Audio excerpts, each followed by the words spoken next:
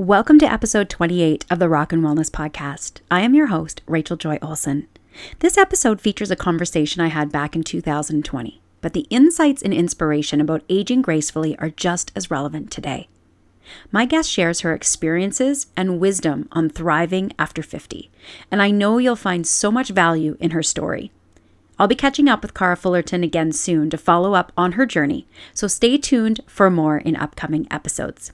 I hope you enjoy this timeless discussion. I have a very special guest and dear friend of mine with me today, Cara Fullerton. Cara is a woman of many careers and interests. Her work life spans from IT to broadcasting to fitness and client services. She loves sunny vacations and dinner parties with her man. She leads a no kids, no pets lifestyle, so she has a lot of time for herself.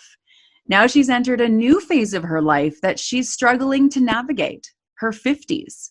Her biggest question she's asking is, what now? So we get into this topic. Welcome, Cara. Thank you so much for being here on the podcast today. Oh, thank you so much, Rachel. I appreciate it. All right, Cara, as a woman, now in your 50s.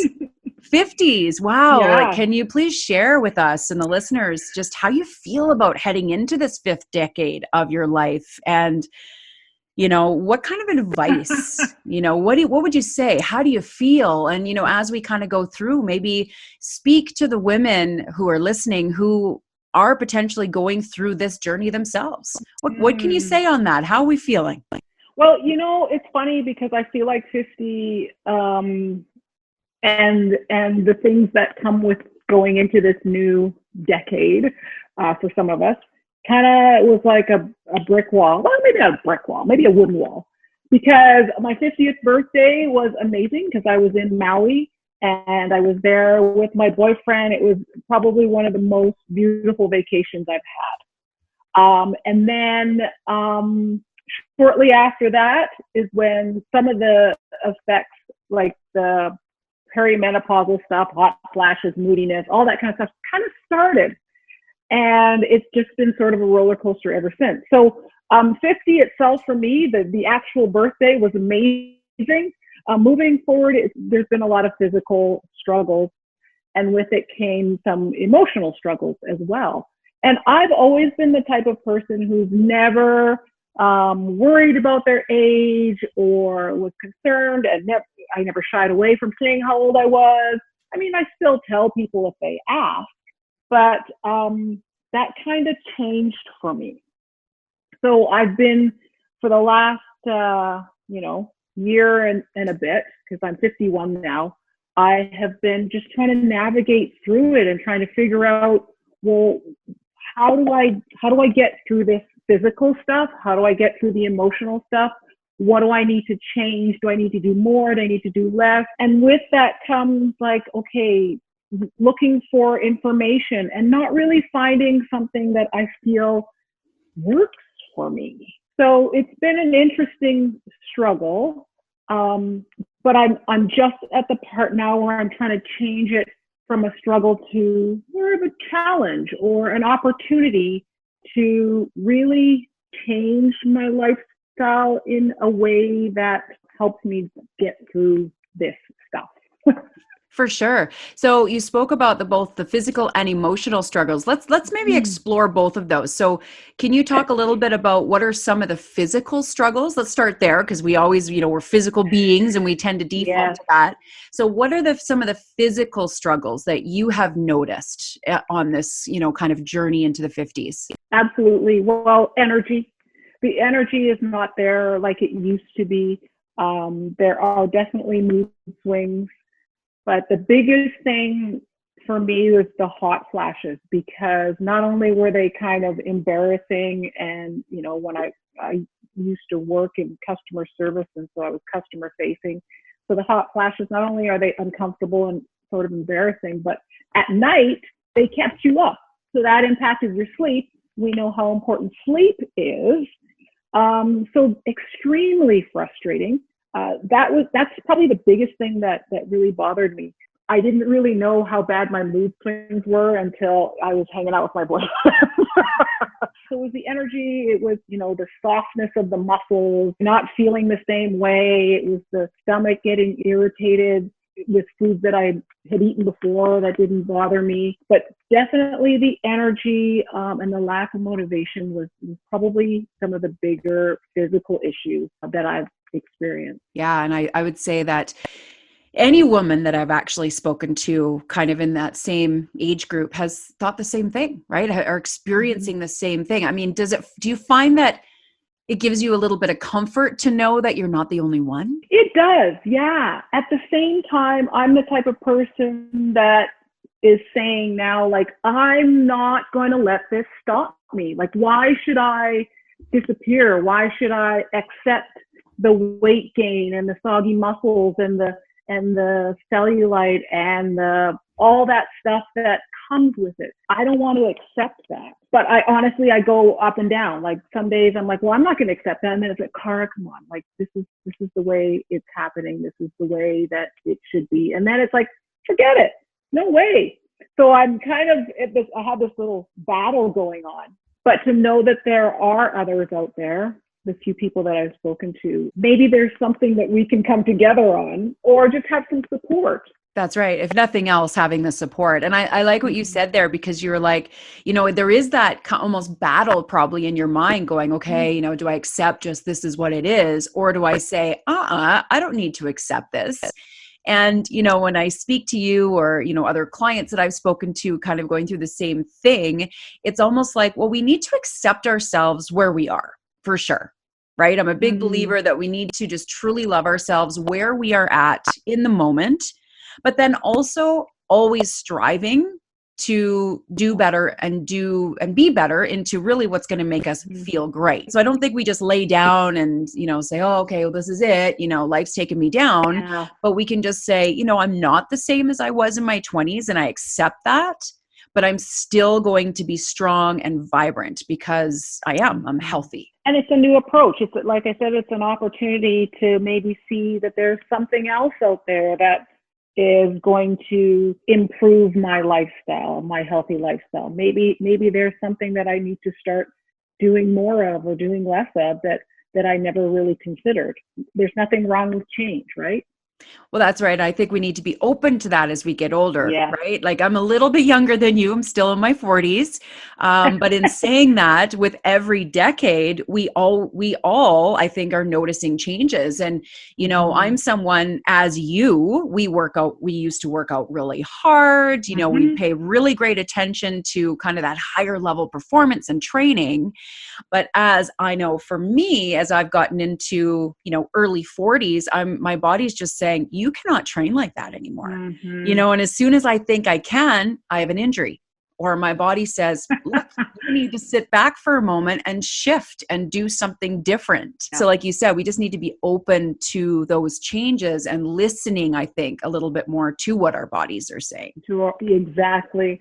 And that's kind of where I've gotten to. I mean, we teach fitness classes, and I know in the classes that I teach, I often say, listen to your body. Today might not be the day that you do your personal best. And so I'm having a little bit of grace with myself and just saying, okay, listen to your body. Maybe that's not what it needs today. You can still move. You don't have to be lifting the heavy weights or sprinting the 12 miles per hour.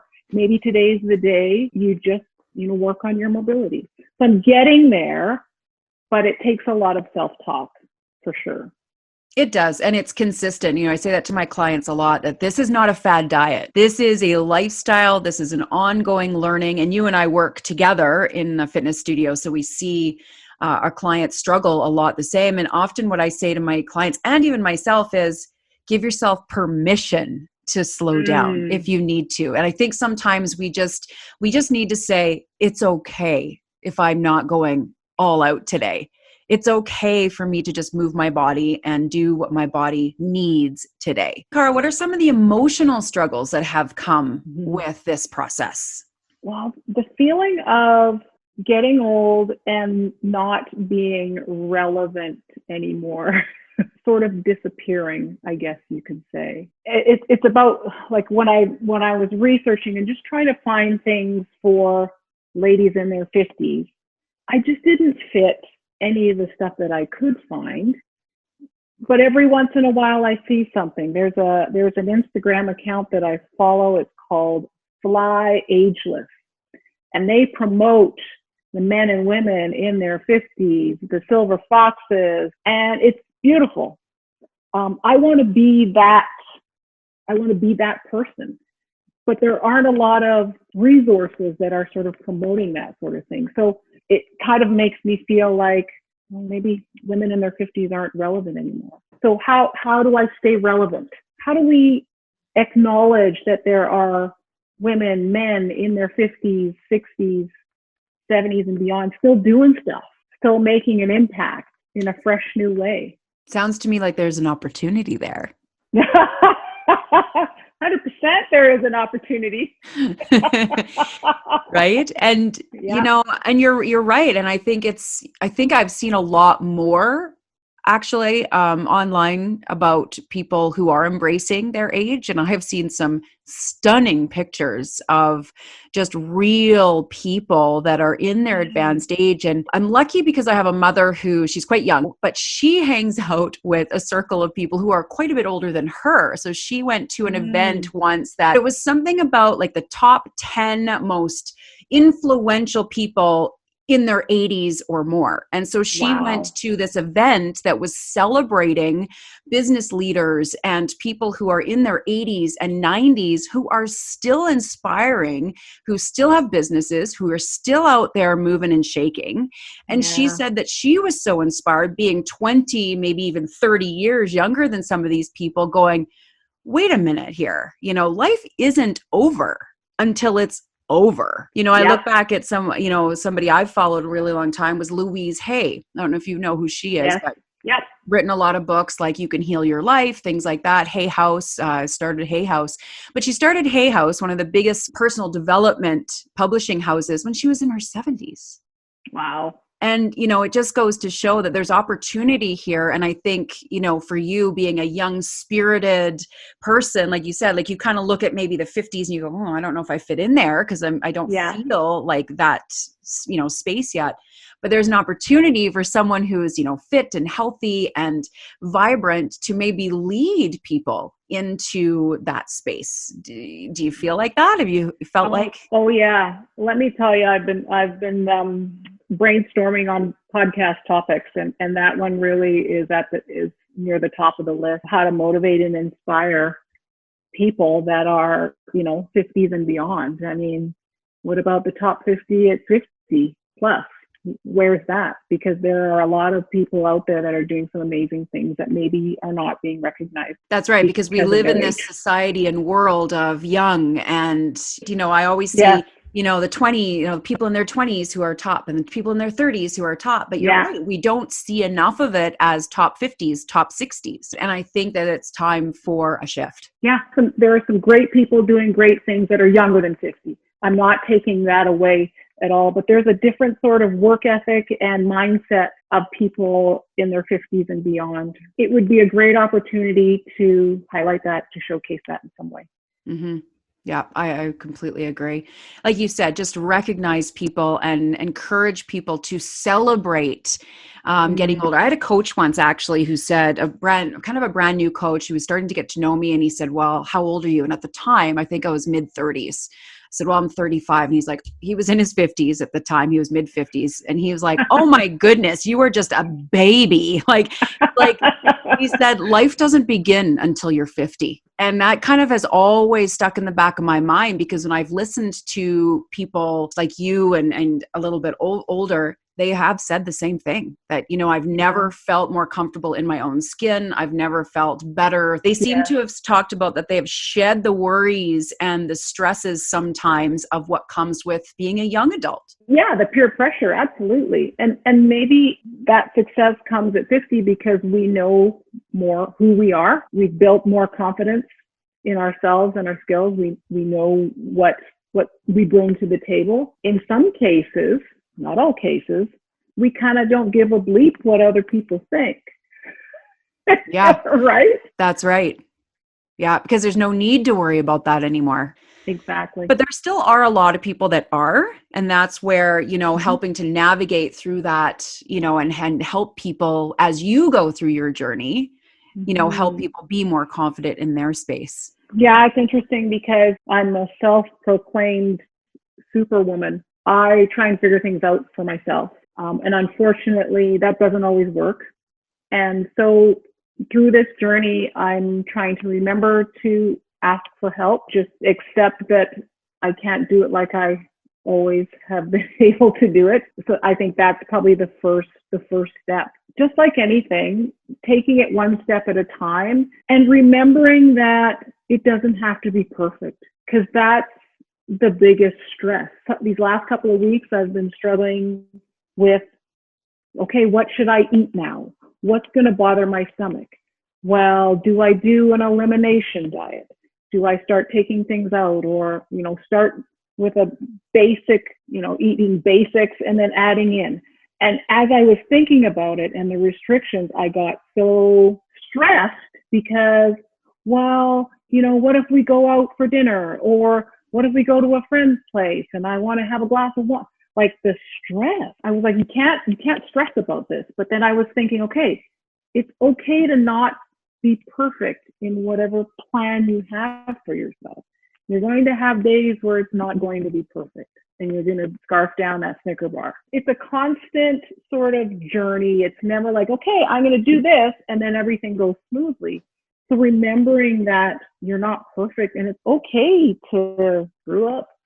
Well, that's right. It's coming up with a lifestyle plan, right? Rather than a deprivation mindset, right? And I think too many women go through their lives in that deprivation mindset. And most women who come to me, they want to lose weight. That's the very biggest thing. How can you please come to, help me lose weight? And I just say, eventually I might, but I said the first thing we need to do is shift some mindset. We need to get out of that calorie counting, deprivation. I can't have this. I need to suffer in order to see results. As soon as you told yourself, okay, I need to eliminate this and I need to, all of a sudden the stress in your body started to rise, which then of course is giving you negative consequences. So it's saying, okay, where can I do well the majority of the time? And is it okay to go out and have a glass of wine and some dinner? Absolutely. You've heard the 80-20 rule, 80% make good, healthy choices, 20% make those choices that feed your soul. Like, I think that is, whether it's 80-20, 70-30, or whatever you decide or whatever. But I think there's that part that you need to feed your soul. Like, you need to feed that social part of your life. And restriction doesn't do that. It just stresses you out. It does. It just stresses you out. I say to a lot of my clients, if somebody told me, and I used to tell me, you can never eat chocolate again, I would probably freak out. Yeah. Right? Like, and people say, well, you eat chocolate. It's like, yes, I've gotten to the point in my life where like you just said, I want to feed my soul. But if I'm going to eat chocolate, it's going to be the best. If I'm going to have a glass of wine, I want to enjoy it. Not just, I'm just going to eat for the sake of it, but really, truly enjoy every single bite and recognize that this is a thing that's feeding my soul, not binging because we're trying to push down some feeling. So there is a difference, I believe, between feeding our soul and trying to cover up or feed a feeling of lack, or usually it comes down to that lack of love. Yeah. We're trying to love ourselves where we're feeling like we're lacking it somewhere else. And I think that's where a lot of, yes, obviously there are some physical changes in our body as we get to this age, but I also think that some of that weight gain that we see in people 50 and older, let's say women 50 and older, is not just about the hormones changing and fluctuating, but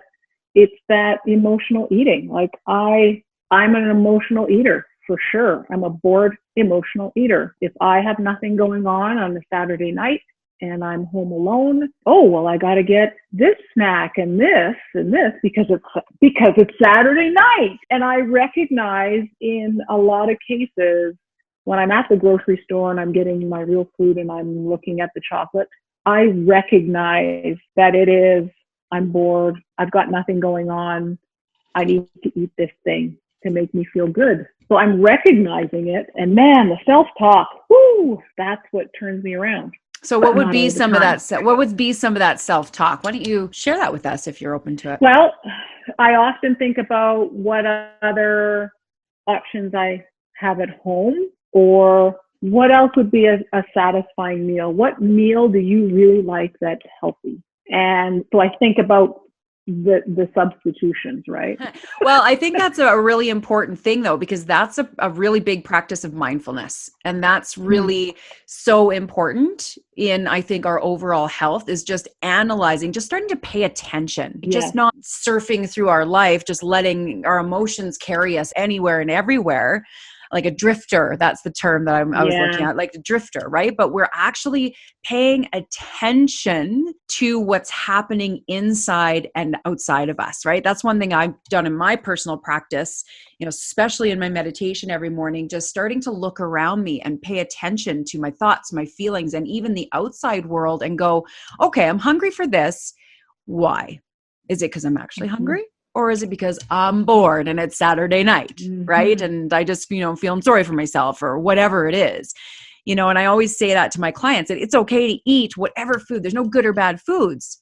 It's the intention behind it. That's the problem. And if you can have that mindfulness practice of, hey, you know what, I can still enjoy myself, but let me have some other soul loving food that I know is going to nourish me and make me feel better in the long run. And also, even with that self-talk, I try to make sure I use positive language. Instead of saying, Cara, you can't eat that, you're going to gain 5 pounds, or you're going to get this, or whatever. Instead of shaming myself, it's about thinking of other options. It's a struggle. And I think, thank you for bringing up the fact that being more mindful, because I didn't really think of it that way until you mentioned it. But yeah, I guess it is being more mindful, really taking the time to think about my choices. Yeah. And it comes to, I really think about feeling, noticing how you're going to feel after you make that choice, right? Being mindful. When I was getting over my binge eating disorder or sugar addiction, I really started tapping into that, going, okay, after you've just binged on whatever food it was, like everything in the cupboards, and you're so full, you feel like somebody poked you in the belly, you just pop. Yeah. I mean, I've literally felt that way before. Yeah. And when I started shifting out of that, I'm going, do I want to feel like that? How do I want to feel today? Started to be my question. How do I want to feel today? I do not want to feel sick. Keep in mind, I've been a fitness trainer for 20 years. I don't want to feel sick today while I'm training my clients. How hypocritical. Going, how do I want to feel today? Do I want to feel healthy and inspiring? Or do I want to feel sick and guilty? And it started to shift, going to that positive, going, no, I want to feel healthy and inspiring today. And as soon as I started embracing that thought process, I went, okay, great. Now it's easier to make choices that'll make me feel healthier and inspiring. How do I want to feel is more positive than, oh, I'm going to gain weight. Absolutely. And I think, even the way you described it, it's a gradual thing. It's not going to be like, okay, I'm going to be eating salads every day. Like it's such a gradual thing. You can get really overwhelmed with all the information out there and all the things that you could change. I listened to one of your podcasts and it was about, I think it was top 5 ways to lose weight, something like that. The top 5 mistakes women make when losing weight. Yeah. But there was a lot of advice in there. I was like, okay, these are all good things to do, whether you want to lose weight or whatever, just get healthy. I just got to work on one of these things for now, because I admit a lot has been thrown to the wayside, the back burner as far as health.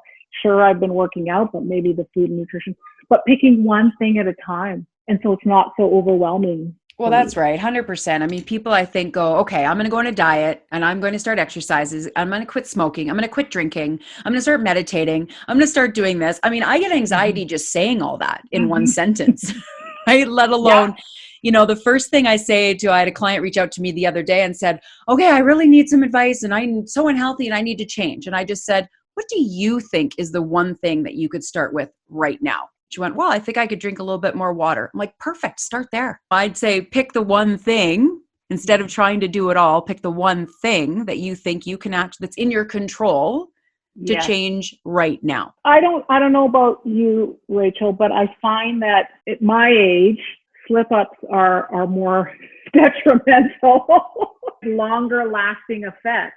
Drinking a little bit too much wine, eating a little bit too much. One of the things in my experience, when I make those mistakes, they're harder to recover from. Or if I slip from the plan, I'm trying to find positive language for this. If I slip from the plan, or if I do something that's not healthy for my body, it takes a little longer to recover. It definitely does. Our bodies just don't bounce back like they used to. So you talked earlier about there's just so much information. There's so much confusion in the media. And I've seen fads that women have tried forever for that eternal pursuit for beauty and weight loss. But as we both have talked about, we've now shifted our perspective from purely that pursuit of physical performance and enhancements to more mental, emotional, and spiritual, because I feel like I need more of that these days, as I'm sure you do too. But however, the physical is still an important aspect, right? That we've been talking about. We can't negate the fact that we do have a physical body, but there is so much overwhelming information and confusion that social media, various professionals, everybody has their own opinion. There's companies that are saying, we're researching and doing science, but meanwhile, they're manipulating their own results. So then, so people don't know what to believe. I often say that nowadays. I just want to know the truth about things because it seems like the truth doesn't exist anymore. But, as a fitness professional that you are, let's say, we're talking about those in the 5th decade of their life. Just when you think about it from your perspective, or when you're coaching your clients, what do you think is maybe, say, the top 2 or 3 things that people can do maybe and implement right now that will positively contribute to their physical and even mental well-being? The first thing that popped into my head was consistency, and I know that can be overwhelming. I guess for me, it's more of a mindset. The first thing that you can do is to, I say, just know that it's okay to not be okay or not be perfect. Embrace your imperfections. I think that's important. And as far as the second thing is concerned, if we're talking fitness, do what you can. You can't always be a superstar. You can't always nail those personal bests. If you're there and you're moving, that's half the battle. Just be nicer to yourself and give yourself some grace. I think that those are the things that I would offer as advice. Not do more squats or more push-ups or whatever, but just know it's okay to be imperfect and do what you can. Exactly. I think that's the first one, is know that if you don't feel like doing 60 minutes today, 5 minutes is great. Like you said, if you don't feel like going all out today, just move your body. That's all it takes to feel better. Right. The thing that's keeping me grounded, I guess you could say, are going back to those basics, connection with people, and making it a habit of staying connected to my close friends without really having to make a big plan. But the connections with people, the physical connections with my people in my cohort family, has been what has kept me positive. And it's been great. And I hope that never changes. Yeah. And I think that, going back to our topic, right, of just navigating through the aging process, but do you find that even as you're getting older, those sorts of things are becoming more of a priority to you, is making that time for people? Absolutely. I know how connection with people makes me feel. And you don't really realize it until you start to make the effort to connect with people. I am working on being a good human being, loving, showing love, showing understanding as best I can. And if there are people in my world that I don't want in my world, they won't be in my world. Yeah. Right. And I think that's the best we can do. I love that. Just be a good and decent human being. Treat others how we want to be treated. Yeah. I don't even think there has to be a definition for that. We know what a good human being is. I often think about, what was it like when we didn't have this sort of technical connection? Say, do you remember talking on the phone for hours and hours and hours to your friends? Well, most of us don't do that anymore. Nope. Most of us don't even answer the phone when it rings. We'll do a quick like or a quick heart to a Yeah. quick smile. And don't get me wrong. I mean, I'm guilty for it too. We all are Oh in this yeah. world because I think we've gotten used to it. Could you imagine being young in this day and age, having grown up with that? Now, don't get me wrong. I know that, there might be some young people listening going, well, I couldn't imagine not having social media. But I just think that's part of some of the issues of the young people these days and the pressure that's on them to be so-called perfect and have this image online where we didn't back in the day, I'll talk like a couple of old ladies here having like old tea, ladies. right? But back in our day, but Yeah. just we didn't have that extra pressure. If there was a bully at school, we got away from them when we got home. Just what are your thoughts on social media, being, somebody at your age and maybe looking back on now people who are in those younger ages? Like, what are your thoughts on that and social media around that? There are a lot of positives about social media, and there are some issues. Some of the positives, I've connected with family that I wouldn't otherwise have not connected with, and connect on a regular basis via social media. There's some funny shit on social media. There's some entertainment value. My brother posts funny stuff about his kids. I love that stuff. I love it because he doesn't live here. There are some really cool things, some great support groups, some great opportunities for business people to market themselves with a low budget. Like, there are some great things about social media. But like you addressed, it's hard for me to go on there and see all these people lifting heavy and doing amazing, their workouts, and look at I'm fit. And I'm sorry, like, I'm a human and I'm a woman, and I would love to be able to still do that and look that good. And don't get me wrong, I'm okay with myself. But you know what I mean? Like, I remember what I looked like 20 years ago or whatever. And I know it's silly, but if me, I consider myself fairly confident, can, feel bad about myself looking at those images. Can you imagine youth of today, anyone who might not be as confident and stable for whatever reason, and the influence that it has on them? Because you and I grew up in a time when there wasn't social media, I think we understand that social media can be just a highlight reel and entertaining and not always real life. So I think we can filter through and go, okay, yeah, that's that. But there are a lot of people that they think social media is life. And unfortunately, they might get misguided. Like I said, social media, it can be great, but you just have to understand, I guess, what kind of value it's bringing to your life. You will not accept it as life. Yeah, that's it's a right. highlight reel. Yeah. I love what you said there, because it's so true. Like, you, as someone who's confident, you've stepped into who you are. Yes, you're navigating through, the intricacies of this aging process that we're all having to face. But I like how you said there, we can sometimes look at that and go, sift through it. But you're right. There's a lot of people who can't, and they're getting taken down by it, right? And the heaviness and the anxiety by it. I mean, you had mentioned something about bullies as well. And we think bullies are, just show up in grade school, but that's not the case. They are everywhere. When I see the way some people comment on social media, it hurts my heart, because people are being very hurtful, but they're able to hide behind this social media, which is another thing that's sad. Yeah, it really is. There's one lady that I do follow, and she was in tears, basically talking about how rude and insensitive somebody was who had commented on something about her own kids. And she was literally in tears going, how have we come to this, right? How have we come to a world that it is okay for someone to speak so insensitively to someone online? Basically, it's a public realm. Of course, like you said, though, people are hiding behind it, but she was in tears going, these are my children.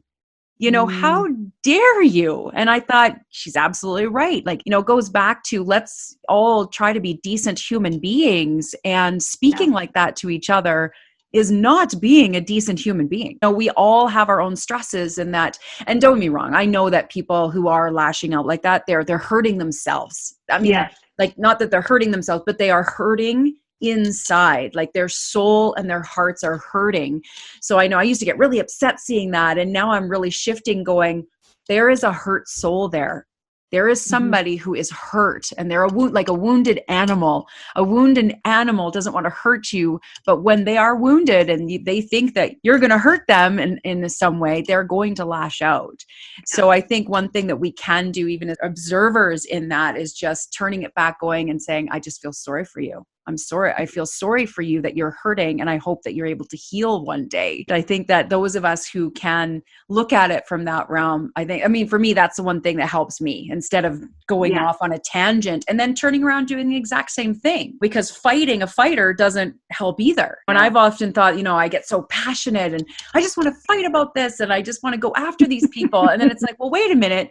That's not doing anybody any good. Like, let's just step back for a second and just maybe send out some love and light for a while. I think with us knowing what it was like before social media, we can better give less importance to social media than maybe the people that grew up with it and feel that it is part of their lives.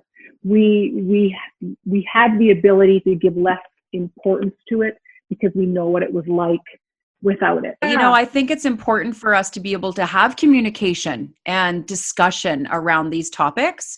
And, even the topic of aging, I think for a lot of people, the topic of aging is almost, it's a tough subject, I think, for a lot of people, because so many, especially women, are denying the aging process. I think what's sad about the process is that we're just all on this, ever journey to get younger. And instead of just saying, you know what, like, I am just getting older and it is what it is. And let's have some communication around this so we can all feel supported in knowing that we are all going through this process in one way or another. And we can all deal with it in our own ways. But it's okay to have conversation around it. How are you feeling? How is this going? This is happening to my body. This is how I'm feeling about this. I think, one of my intentions for even, having you today was just to simply have some of these conversations, is just opening that platform to say, hey, ladies out there, it is okay to have these conversations. Everybody can have their opinions, but let's talk. Let's talk about it. We know how important community is. Even building that community of women in their 50s plus and talking about some of the things that they're feeling. Sure, there's the physical and all that kind of stuff, but the emotional stuff that comes with it as well. I think what's really needed is that the fact that we all in our separate worlds might be thinking the same thing. So the importance of community and bringing everybody together to talk about those things is key. We already know that community is positive and we strive for it. Maybe it's time to build a bigger community around women who are going through these things at 50 plus. That's right. So now, Cara, what can we expect from you? As far as a role model for these women moving forward, any thought? Well, I have been thinking about it quite a bit, and there's always that fear of, I'm not the expert. I'm just happen to be 50 plus. I know the importance of talking about it and sharing, and there are so many different ways to approach it, and maybe creating a space for women to find other women in the same situation, talk about ideas, brainstorm, and figure out how we're going to push through and not be forgotten. Maybe there's an opportunity in there. I think there is. We'll have to talk about that later for sure. That's a whole other topic. That's right. Yeah. So Cara, just, we've been on here for a while. I don't want to keep you too long, but any last thoughts and advice for listeners about how to navigate gracefully through this aging process? As far as physically, what I'm learning is the basics. It's the same thing. Get lots of sleep, drink water, eat whole foods, all that kind of stuff. We know that. But most importantly is be nice to yourself. Love yourself. I know that sounds kind of woo-woo and corny sometimes, but just be nice to yourself. When you say something about yourself that's negative, think about saying that to a friend. You wouldn't do that. And embrace the slip-ups and the imperfections, because that's friggin' life, man. Yeah, that's right. And, one of my biggest themes in coaching and life really is love. Love yourself. Love yourself first so that you can love others. And it's that same analogy. And the airplane analogy of you got to put the oxygen on first. Yep. And I Yep. always like to put that perspective to the people around me because it's true. You cannot help someone else if you do not have the oxygen on yourself. We cannot truly love and serve others unless we are loving and serving ourselves first. It's interesting how everything sort of comes back to that. And that's what it is. It's the basics. And I think sometimes in our world, we're like, well, that's almost too easy, right? Now, don't get me wrong. It's not easy to love yourself because it is very hard. And there's some major practices and things that you can do to enhance that because it isn't easy sometimes for a lot of us to do that. But it is just getting back to the basics, right? It's exercise, get back to the basics. Food, get back to the basics. And sometimes we're like, but we want that fancy plan. We want this big thing. And then you go, all I had to do was just go back to the basics. Oh, it just doesn't seem right.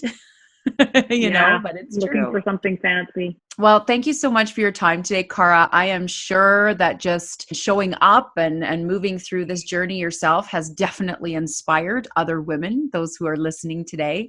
So thank you so much for joining me. And I look forward to seeing whatever comes your way through your journey as you move forward and step into that. So thank you.